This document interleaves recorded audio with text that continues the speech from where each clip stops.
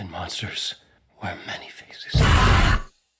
Alan Wake 2 is a masterpiece. Matter of fact, it is a modern-day horror masterpiece. So Game Awards nominees revealed a couple days ago, and I was hoping for Alan Wake to get at least some recognition, but I was surprised, and I'm relieved and happy to see Alan Wake 2 getting joint highest nomination this year for Game Awards alongside Baldur's Gate 3. We know it's gonna be a clean sweep for BG3, but it's cool to see Alan Wake getting the recognition that it deserves. Let's come back to the game at hand. Alan Wake 2. 13 years in the making, ladies and gentlemen. Remedy Entertainment, one of the best developers out there.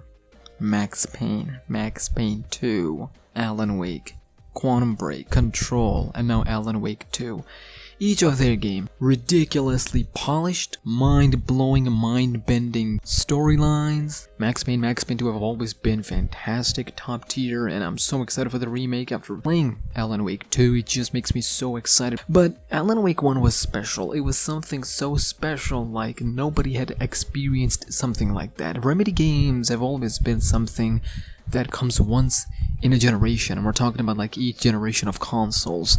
The previous console we had Control, prior to that we had Quantum Break, prior to that we had Alan Wake, Max Payne, and this time we got Alan Wake 2. This is a kind of game that comes once in a decade. I think a comment on Reddit really summarizes my thoughts on this. For once, Remedy under-promised and over-delivered. And we're not used to that, ladies and gentlemen. So Alan Wake, with its different take on the gameplay that we're accustomed to, had this shadowy figure where you use the flashlight on them, make them become physical into the real world from the dark place, literally called dark place, and then you shoot them, and that's how you get past them and whatnot. Light plays a big role, there's the dark place, and then there's your real world. Alan Wake 2 is like the best parts of Silent Hill combined with Resident Evil.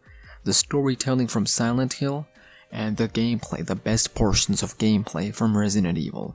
Alan Wake 2 is like True Detective meet Twin Peaks, but only the good parts. So Alan Wake is a story about the writer named Alan Wake, who is trapped into this dark place. He's a writer whose fiction merges into the reality. So Alan and his wife Alice Wake, they had marriage issues, they had family problems. They go into this vacation in this, house on the lake in Bright Falls. But unfortunately, his writing, his fiction comes into reality and merges into it. And next thing we know, Alan is now stuck into the dark place. Of course, it goes more deeper than that. I'm trying to, just symbolize it. So we're stuck with Alice Wake alone in the real world, in the reality. Whereas Alan, her husband, is now stuck in the dark place. 13 years, bro. 13 years he's stuck. And now here we are. We're playing as two characters, Saga Anderson and Alan Wake, of course. But the story is mostly about Saga Anderson. Saga Anderson is an interesting case here because we're playing as Saga in the real world, but actually, Saga is this character of a story written by Alan from the dark place to help himself escape from the dark place. We got Alex Casey, played by the voice of Max Payne and have the face model of the first Max Payne, but Sam Lake, who's, the Remedy Entertainment's person. There's just so much stuff out here. By the way, it's not in the same universe as Max Payne, but it is in the same universe as Control, because Alan Wake made an appearance in Control, and they're continuing the story of AWE from Control to this. So you need to play Alan Wake first, Control, and then Alan Wake 2. It's fire. You play as this FBI agent, partner alongside Alex Casey, are here on the official business of a murder. A murder of a person called Nightingale. And you learn that there's a cult going around, and there's a whole story of this cult that you have to uncover in the Cauldron Lake. Your stay is in the Bright Falls, and there's hints, Easter eggs, nods.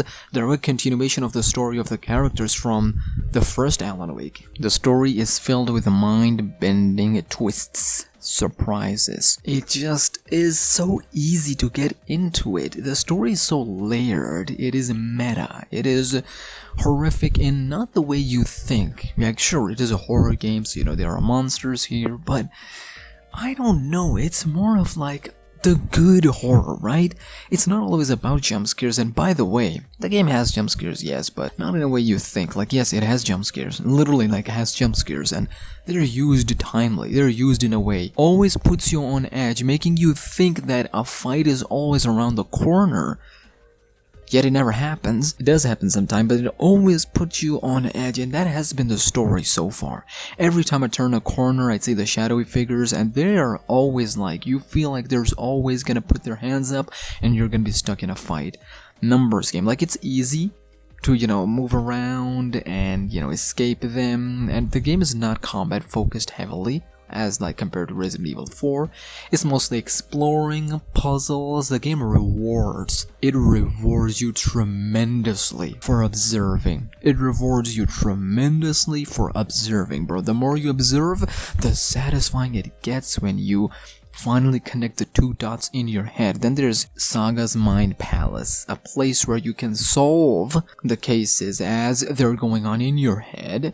A place where you can profile the characters who are telling the truth or lies, and you can figure out what's what. Saga's gameplay sections have always been the most enjoyable because it lets you explore a lot, and they're really fun. Like, they're really fun to explore. They're really, like, done well, the map-wise and all that other stuff. As compared to Alan, it's mostly focused on, like, the dark plays a small portion of it, and there's always the, the threat of getting stuck and getting overpowered by the shadows and the dark places, monsters and whatnot. So story-wise, what this game has achieved narratively is something that I've always wanted, and then some. I can't believe a game like this exists.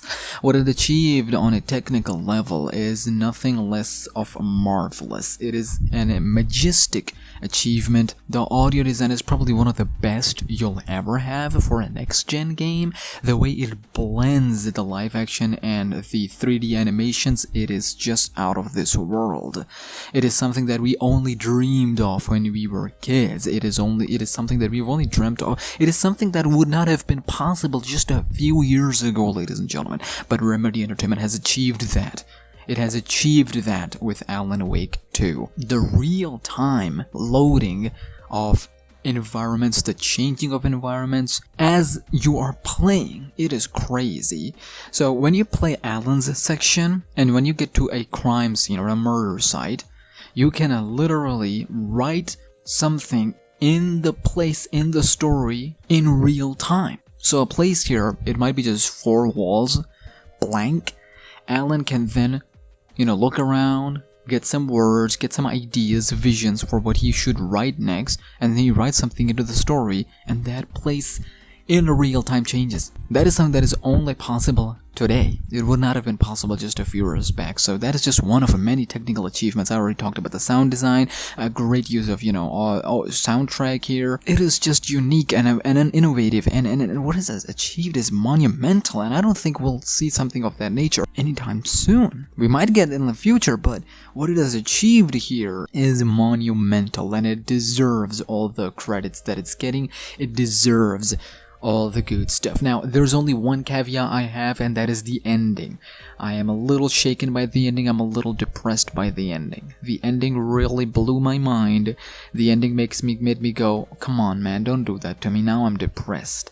It is a game that I just get into so quick. It is so easy to get into, but the story and lore is really you really need to think about horror to make it easier for yourself to understand. With that being said, one of the best experiences I've ever had. This is my game of the year, and if you haven't played it, play it yourself. The cutscenes are... everything about this game is just fire. It is something that I've expected and expect from a next line Silent Hill game. I always talk about Silent Hill as the main IP, the main franchise, as something that everybody should strive to surpass or achieve on that level, but I think now it's Alan Wake. But Silent Hill 2 will always be like that game. It'll be that game. Alright, yeah bro, it's crazy that it's... I've been rambling about this game for too long. It is the best game I've played in a long time. Game of the year, all the other stuff, it deserves it. Haven't played it, do check it out. Suzu for more, yay.